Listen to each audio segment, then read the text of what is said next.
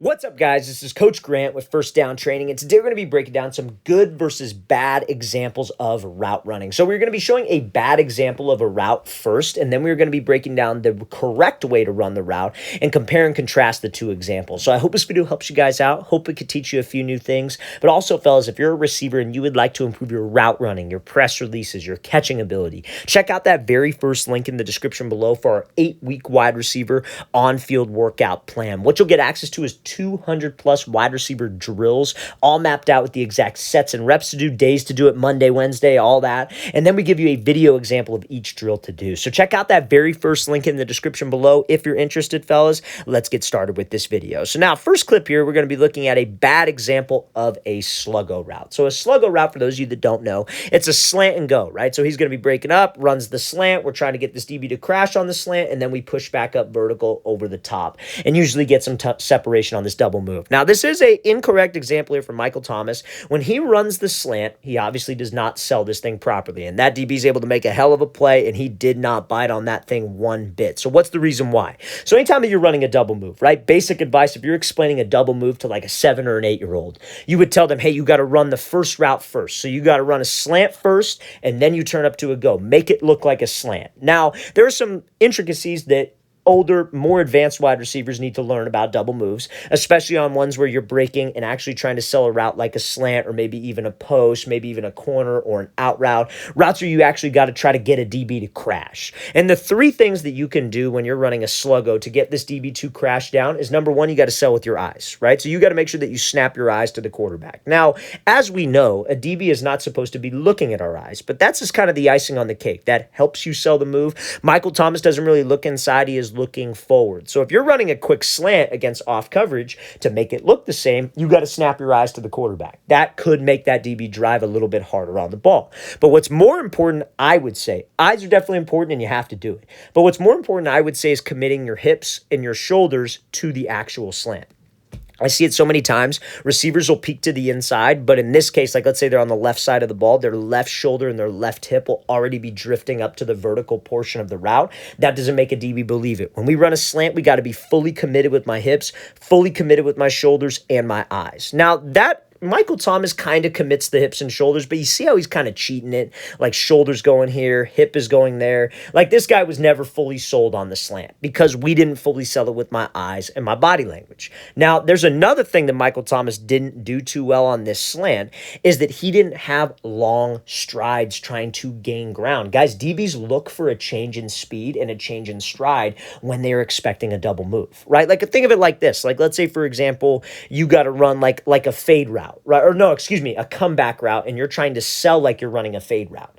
But if you're running up, and let's say your break's at 15, at 12 yards, you slow way down and start taking choppy steps. Do you think that DB thinks it's a fade anymore? Hell no. He's expecting a break because you slowed down. So same thing on a slant and go. You see how Michael Thomas, I'll play at full speed because it's easier to see. You see how there's like an abrupt change in stride? Like he's coming off the ball, he's firing long strides, then he starts taking choppy steps. Guys, choppy steps will get you locked up like this every single time. So what sells a double move? When you break inside, you got to snap the eyes, you got to commit the hips and shoulders, you got to run hard, but you also got to try to gain ground. You got to make it look like the first move for just, and honestly, that's a long-winded version of make it look like the original route first. That's the only way that we get a disciplined DB to crash is by checking off all those boxes. So this is not the best route for Michael Thomas. He's much, much better than this. Like he's one for years, he's been a great route runner. There's just, even the best in the world sometimes have a tough route. So let's talk about what he could have done better. This is a great example of a slant and go versus the exact same type of coverage, NFL level DB. So you can't make that excuse that, oh, well, he's just a good DB. All NFL DBs are freaking savages, guys. Like, they are so freaking talented at what they do. So these little details, if it could work on an NFL DB, imagine what it could do to a high school DB, youth DB, college DB, right? So let's watch what he does. So he comes off the ball, same slant break, but he does the little things right. Guys, route running is all about details. So let's talk about this. So when he breaks to the slant, what is the first thing that snaps around? Eyes. And usually, I was talking about, hey, the eyes are important, but not as important as the hips and the shoulders. Usually when you snap your eyes to the QB, your hips and your shoulders tend to follow. So you snap your eyes, hips and shoulders follow. And you see how he's fully committed. It's not like his left shoulder and left hip are already halfway out of the sluggo route. And you see what that's doing to this DB? He is driving. We got him. We sold the route. But again, if we were to take choppy steps, if we look back, hips and shoulders commit, but we slow down, take choppy steps, that DB is reading that. He's reading my body language, but he is also reading my speed and my stride length. Just like when I run a route like a comeback, fellas, he's looking for those things. So when this guy cuts, he drives off of this outside foot. He opens up the stride. He's running hard. He's fully committed. He's running in full stride. That's what gets us separation on the double move. And another thing that I like that he did is he kept his head down right here. A lot of young wide receivers, what they do is they do that slant. They get that DB to crash. They get him, and then they look back for the ball right away. Guys, on a double move, quarterback's not throwing it on a line. He's not trying to throw it in a hole shot. You know what I mean? Maybe in some cases, but usually we're trying to take this thing over the top of the defense. So keep that head down. Just because we got open doesn't mean that we're going to stay open. Let's get open. Let's keep my head down. Let's accelerate so I could stay open and keep that separation. Ball was underthrown. But again, if he puts that thing over the top, I'm confident he could get there because he kept that head down and he accelerated. So this is a great example of how you should run a sluggo route. I hope that helps you guys see the differences of what type of sluggo will work and what type of slant and go will not work. Okay, so now, I hate to critique Tyreek Hill because Tyreek Hill is an insane receiver, best receiver in the NFL. I think. That's my personal opinion. I don't know how you could really argue with that.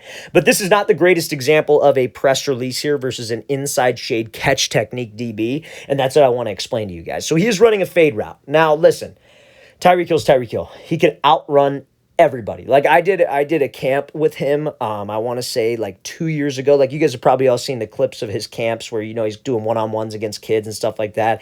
It was that camp, right? And he did a thing where he raced all the coaches of the camp. Now, for 5 yards, he literally ran at 50%, and me and a guy who were the two younger coaches on the staff, one guy ran track at ASU, and I like to think I'm a decent athlete. So we were like, okay, we're going to see how fast this guy is. So we ran our hardest. Like and this dude ran track, Division I track. We ran our hardest for 5 yards. Tyreek Hill did a brisk jog, probably less than 50%, and he was stride for stride with us and did that for about 15 yards. And we were thinking, we were like, oh, this guy isn't even that quick. Like maybe it's just like, you know, whatever we were thinking. And he put the Jets on and beat everybody in the race by at least 15 yards. Like he just was playing with dudes. Like he's so freaking fast. You guys don't understand until you see that kind of speed right next to you. He's so freaking fast. So this type of stuff he can get away with. But a lot of younger wide receivers can't get away with this. And that's why I bring that story up. So watch what he does here with his release. So he knows to attack a DB's leverage inside, but for a slower wide receiver, this is not going to work, and I will explain why. So we got a DB who's inside shade, right? He's inside shade for a reason. Don't get beat to the inside and force everything to the outside, right? Squeeze the wide receiver as close as you can to the sideline so the quarterback doesn't have any room to fade him, especially on a fade route or honestly any outside breaking route. So Tyreek Hill knows I got to attack him inside, make it look like I'm running a slant, try to get him to move off that platform, and that'll give me more space to the outside. But when he does this release, you see how he doesn't really like go anywhere? Like this DB does a great job inching back and maintaining that space between the two of them. There's a great catch. Catch technique is essentially where there's like 2 yards of space.